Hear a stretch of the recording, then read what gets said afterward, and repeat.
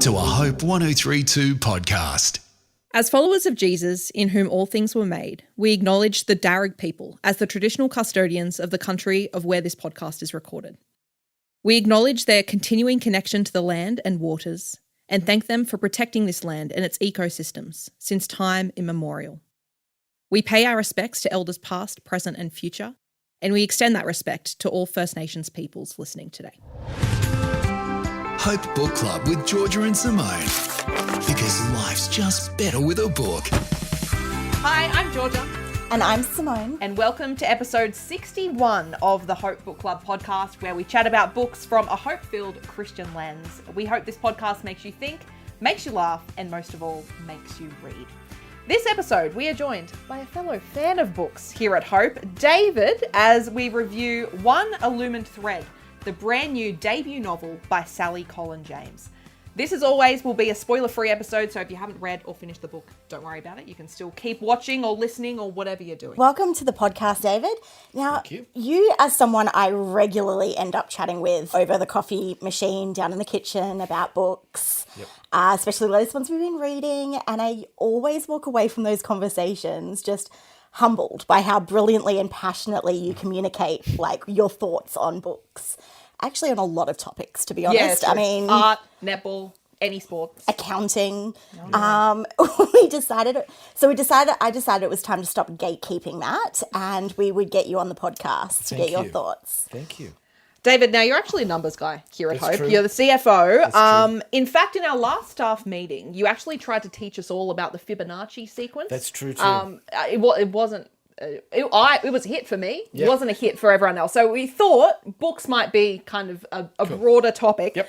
But you also love art, which do. is a huge part of this book as well. Yep. I wish we could say we planned that. Actually didn't. No. This is like a lucky kind of thing. Yep. Where did your love of books and art begin?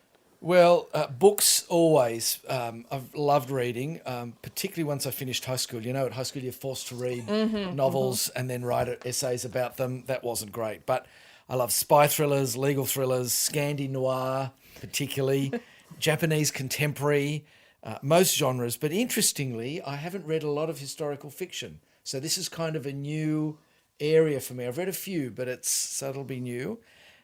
Around art, well, we could have a podcast on that. But in my mum's home, we had Australian landscapes and other things on the wall, some of which are now in my office. But in 1985, my now wife, then girlfriend, took me to see the Monet exhibition at the Art Gallery of New South Wales. And, well, it was love at first sight.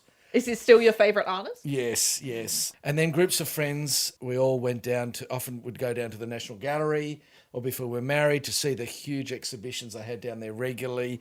And then as I've travelled for work and pleasure, I've been able to go to some awesome art galleries around the world and see some amazing paintings and sculptures and that. But that being said, the new wing to the New South Wales Art Gallery is fantastic. So if you haven't been, go. And the National Gallery in Canberra is also awesome. But I better stop now because I'm going to get sidetracked on art.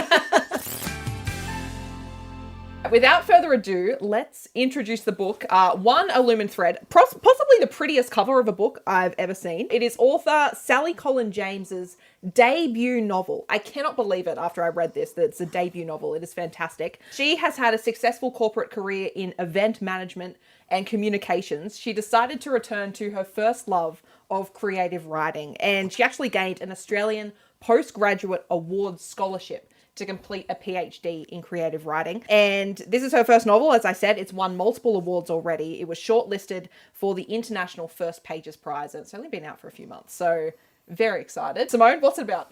So it's a fascinating book. It sort of follows 3 different time periods. So the first is in Judea under the brutal rule of King Herod. A woman yearns for a child but is outcast when she does not fall pregnant. Against all conventions, she masters the art of glass blowing, a creative act she believes will keep her dream of motherhood alive. And then it sort of flips to the Renaissance era in Florence, and there's a young wife who is left penniless by her hopelessly unfaithful husband and struggles to find a way to support herself and her young son. And then in contemporary Australia, a talented textile Conservator is devastated by loss and is desperate to regain control of her life. Each woman wants something different that all seems unattainable, and it will take all their courage, creativity, and determination to achieve it. Oh, it's great. And it's all kind of linked together, I guess, through these threads, one Illumined thread, of this beautiful art throughout history. Let's get straight into the positives. What did you like or love about this book, David? I really liked the two strong women from Herod's era, Elisheva and Antonia in the Renaissance period. They were the three. They were really strong for me and what they were trying to achieve. The third woman, Dr. Reed, who apparently has no first name. Elizabeth, right at the end. Oh, okay, there we go. But she is making steps. I like the images of the different eras, brought alive, and it made you feel engaged with the characters and the locations, which was fantastic. I love thinking about Florence and trying to get my head around that, which was great. And I really love the challenges for these women in each time period for very different reasons, and their journey in trying to make a difference, and also the way the novel conveyed pain and anguish at different stages and ages of these women. So I thought there was a lot of strength in these characters, in these women, overcoming a whole bunch of stuff, which I really liked. Yeah. I love that. Yeah. Yeah, I also loved the way that she described the places and really incorporated. She had like the food and the language and the clothing and everything. And I found that kind of ended up both like highlighting the differences, but also the similarities at times between the time periods and the women. I feel like there were moments that sort of, and things that you could see even from all the way through from the King Herod time kind of interwoven and found in all these different time periods right up until now, and the lasting effect that has. I did love, the strength that these women had. I also loved the way that there were moments where they kept hope while still having anguish. And there was this underlying kind of theme almost of hope. It was determination, but determination wrapped up in the hope and the faith that they had in their belief of certain things, whether that be in the belief of the artwork, in the belief of, having a child, or in the belief of being able to get out of the situation that, they're in. And I think that for me really resonated. I loved that little element of hope kind of throughout the whole thing. Yeah, I love that. And I actually love further, you already touched on it, Simone, but how well researched this book was, especially Elisheva's time, which we know as Christians as Elizabeth, John the Baptist's mother. So you are familiar with a little bit of her story, I guess, from the Bible. It doesn't necessarily follow exactly what we know, and it fleshes out her character in, I think, what is a gorgeous way. I think sometimes I really struggle with, when I read the Bible, of really putting myself in the time period, in the shoes of these women in particular, because you just don't really have any context of what they were going through. So this novel really kind of, and I know it's a work of fiction, don't get me wrong, but it really kind of put into perspective what kind of struggles they had, how similar to the struggles that, many women continue to have today, but also just gave a real kind of humanity to the Bible stories and these main characters in stories that we've grown up hearing. Yeah, it was really beautiful. I thought that really came out in the scenes where Herod's soldiers came through the village, and the anguish and the relationships then between the women after those soldiers came through. I thought that was very powerful. Yeah. It's a side of the story of what happened in the Bible that we don't think about or look at very often. The aftermath. The aftermath and the people around the situation and what they dealt with. Collateral damage isn't quite the right word, but it's sort of that. Well, the aftershocks. Yeah. And when the narrators move on and these characters, are kind of gone from the verses, they still have to pick up the life. pieces. They have life. Yeah, it's so true. This is a historical novel, a historical work of fiction. She has put a lot of research into, especially as we're talking about, Alicia's time period. She uses a lot of the Aramaic, and the glossary at the back is like 50 pages long of how well this was researched. I'm very impressed. It does cover a few time periods though, and was interested on your perspective, David. Do you think the book does history justice? And if it does or doesn't, does it even matter? Well, that's interesting whether it matters or not. I think she does Herod's time and the research around that really well. Obviously, the biblical context and knowing those stories so well to have that brought out, and the society so well encapsulated. The relationships, I think, were really strong. In the Renaissance period, for me, she captured the hustle and bustle of Florence and the importance of that city really well. I think the relationships and being seen in society and all of that. I mean, that's Florence. It's a beautiful place, and I think she really captured that well. The contemporary time, look, Adelaide, Sydney, Melbourne, Auckland, to me it didn't matter. Yeah. It was more about the relationship there, not the location. And we're living contemporary Australia. It's much of a muchness, I guess. Yeah, so I think the way she picked up the social mores of the time were really strong, and I think the way she described the scenery and what was going on, the action, the places, I thought was excellent, and I was very much transported. Yeah. Simone? Yeah, I one of the things I loved is that she actually at the end does go into and has notes on some of the historical elements, and if she made changes, why she made changes. Yes. And I love seeing that. I love seeing that she, any kind of change that deviated from historical context or was slightly, I guess, inaccurate, there was a purpose and a reason for it. Kind of like when a book or film is adapted, the inaccuracies only matter if they change important moments or context.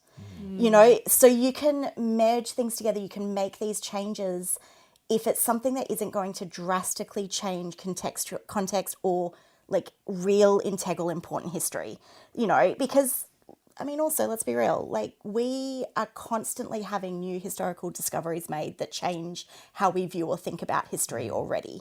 And so, there are changes constantly mattering. So for me, the whole doesn't matter falls into that. There are elements that, yes, there are historical moments and historical things that if we change it, it can be disrespectful or it can be, it's not appropriate. However, for me, I feel like, even if an artist or a writer decides to change that, as long as it's within that context and very clearly, this is an alternate universe. This isn't what really happened. And I think for this book, she was making it what really happened, and any changes for me didn't really matter because they were things that either we cannot possibly know, like what happened after Herod went through the town. We don't really know exactly what happened there. Or the second thing of like the changes had a reason and a purpose, and it was sort of, small things about like how they might refer to something that in the context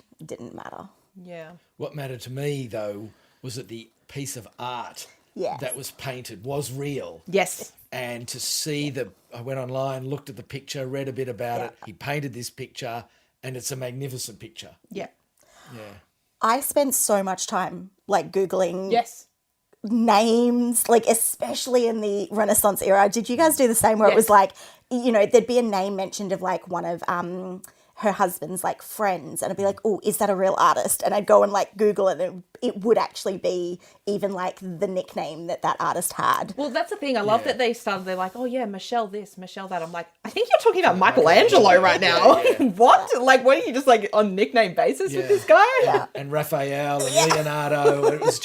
It was very natural the way they were referring to their friends, yet almost competitors. And what they thought about them. And I thought that was a nice touch. Again, it made it more real. Yeah. I think that was completely down to the author's research and attention to detail in those moments. Really well done. Very much so. Leading on from that, I think it was important to remember that, yes, it's a historical fiction. It never claimed to be a historical piece. But I think knowing that, the author would know, especially in Herod's time, how many people would be aware of these characters, and not only aware of them, as Christians, really, really important and dear to not only, dear to our hearts, but, create part of the faith that, underlies our foundation. So I think she really has respected it and kind of upheld all the characters and the time with real dignity. So I really appreciated that. How do you feel the three stories worked across the timelines? I thought the earlier story connected well with the middle story. Mm-hmm. I thought the story of Elizabeth, Elisheva, and Antonia with the picture, and Antonia's obsession with the painting and wondering about Elizabeth and all of that, I thought was great. I thought there was a really strong connection. What I didn't get was where the tapestry really fitted. I mean, I know it was a tapestry of the painting and it was found in a barn somewhere rolled up in, but where did the tapestry come from? I thought, maybe when we first heard about it, I thought, maybe Antonia was going to be the sewer of the tapestry, which was, but that didn't link well for me, although obviously it was a tapestry of the painting and the restoration was important, but I thought I found that link with the contemporary story a bit too tenuous. It felt a little manufactured for me because it wasn't clear. And I just felt that Adelaide part of the story didn't really connect back with the other two. And the other two, of course, took up most of the book. Well, that was my thing as well. We knew so little about Dr. Reed, really. And she wasn't, I think there was like 4 chapters, maybe 5. And I just wanted to know more about her. And I think you're right. The tenuous links, it's like, yes, it was fine, but it wasn't as strong. And I think it's just because, I don't know if the book needed to be longer. I don't know if you need to cut the contemporary part altogether. I don't know.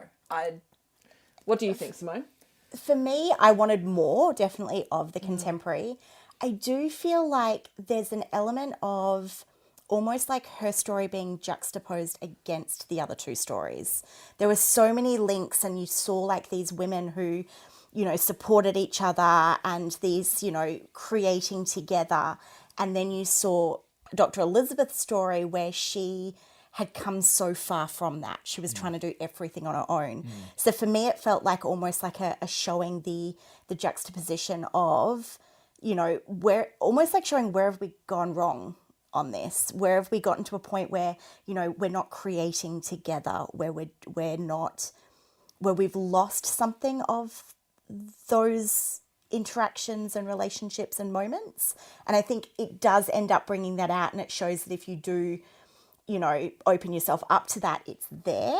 But I think for me, it was the juxtaposition that I enjoyed.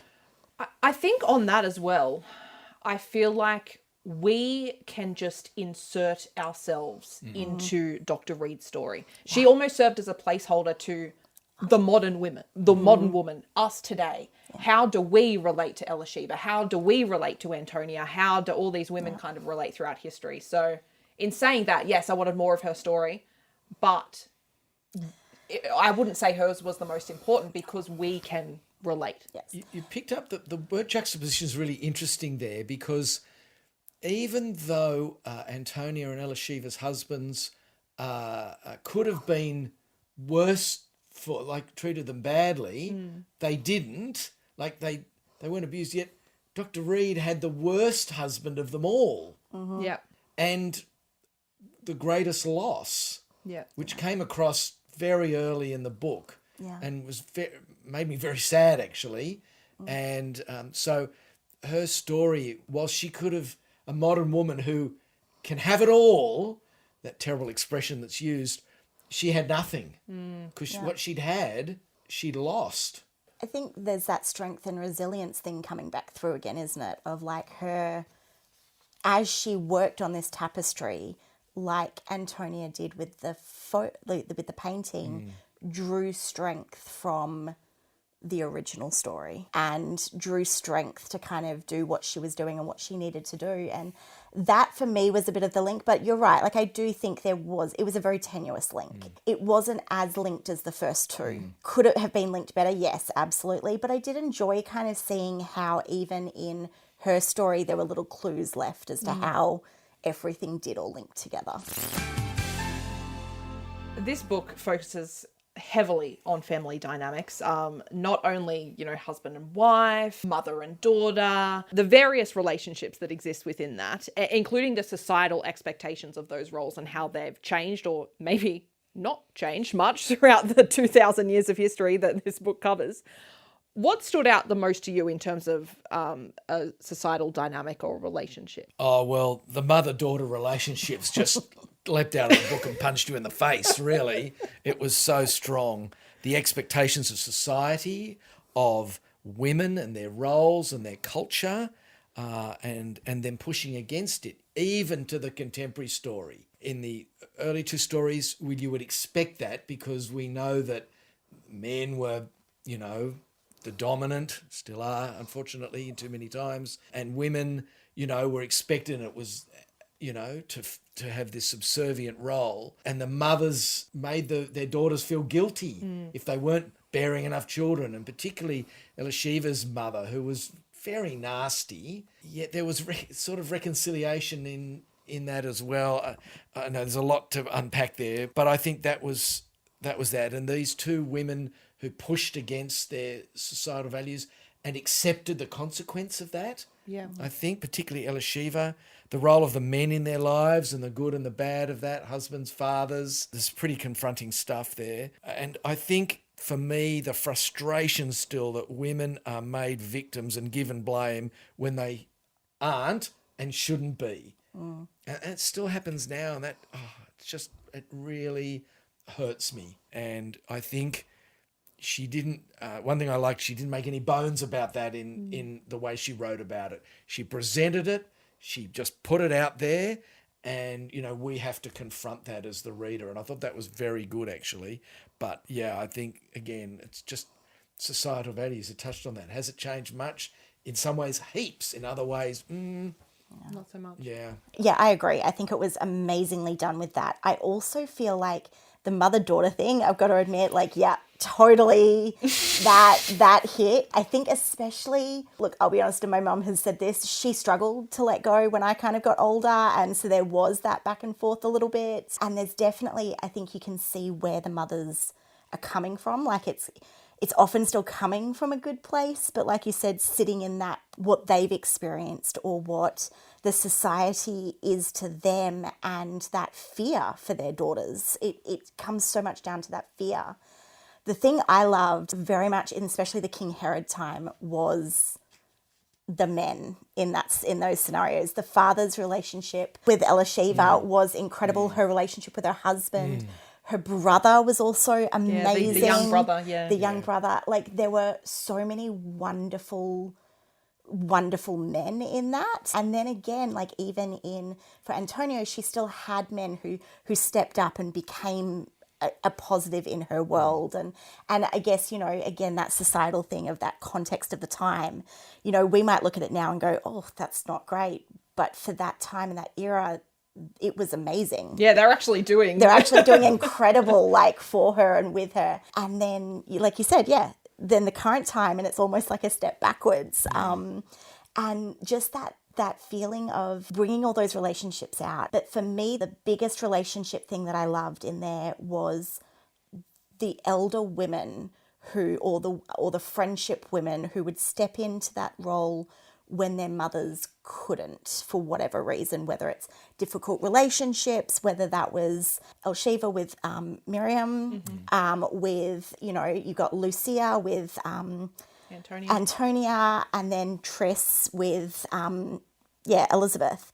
And for me, that was really impactful, because I don't have children, but I have been that person that stepped in with friends' kids at times when they've needed an extra person to talk to. And I think that's so important in relationships, because mother-daughter relationships are difficult, and they can be difficult. And so sometimes just having other women around, women that you know and you love and you trust, to be able to be part of your community. Yeah. It's just that sense of sisterhood. It doesn't need to be blood. It's... Yeah. And I love that was carried throughout the 2,000 years. And it's just like, nothing's changed. Nope. I thought the women in the church were also, even though they were sort of prim and proper, but there was a connection there within the walls of the church, which was so important. It was almost like a shared understanding of whether that's struggle, societal expectation. They know there's a shared understanding that just, isn't possible between the men and the women, which I really liked. All right, to wrap this up, did you have a favourite character, a favourite line or a moment, and why? Yeah, Antonia's friend Eugenio.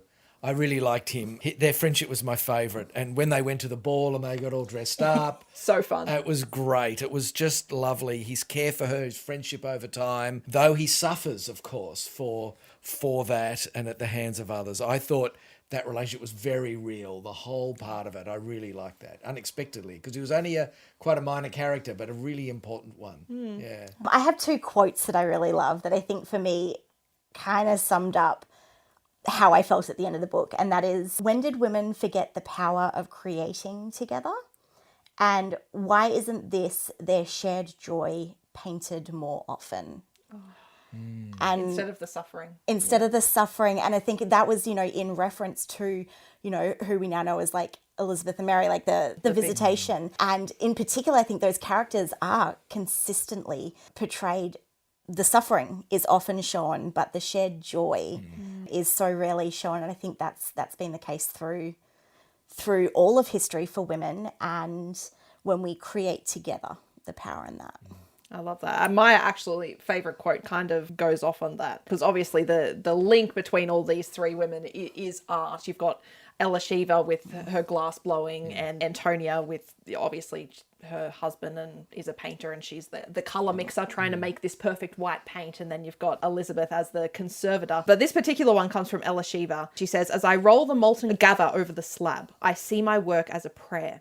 Others disagree. Disdainful, skeptical at a work that does not produce a vessel for a function, like a goblet or a plate. But if a thing is produced with the limbs and fingers Rabbon Alma has made," that's their word for God, "then why can't a thing of beauty also be a thing of God?" Wow. And I think that was just so powerful to me, because Simone and I were actually talking just this week about jobs and how your job doesn't have to be your whole purpose. And sometimes, even in modern society, if your job isn't your purpose and your life, it almost creates this like existential crisis. But I think just having something be beautiful and enjoying something and being passionate about something for the sake of it, isn't that a thing of God? Because God created everything. I found that, really beautiful. Love that. Yeah. All right, I think that comes pretty much to the end of the episode. David Barker, thank you so much for joining us. Thank you for having me. It's been a pleasure to be with you and chat about this book. And we would love for you to be a part of our community as well. If this is your first time listening, you can join the Hope Book Club Facebook group for more conversation, and also to find out what book we'll be reviewing next month. We would also love this podcast to reach more people, and the way you can help with that is to rate, review, subscribe to our podcast, and also share it with some bookish friends. Just send over a link to someone you think might love it, and who knows, could absolutely make their day. Until then, stay reading, and we'll catch you next time. Sim, I believe you have a quote to end on. Yeah, so from American novelist William Styron, "A great book should leave you with many experiences and slightly exhausted at the end. You live several lives while reading." I think that sums up this book. It did for me.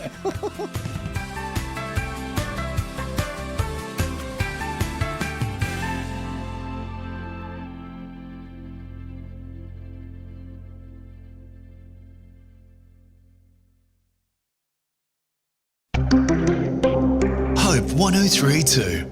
Thanks for listening.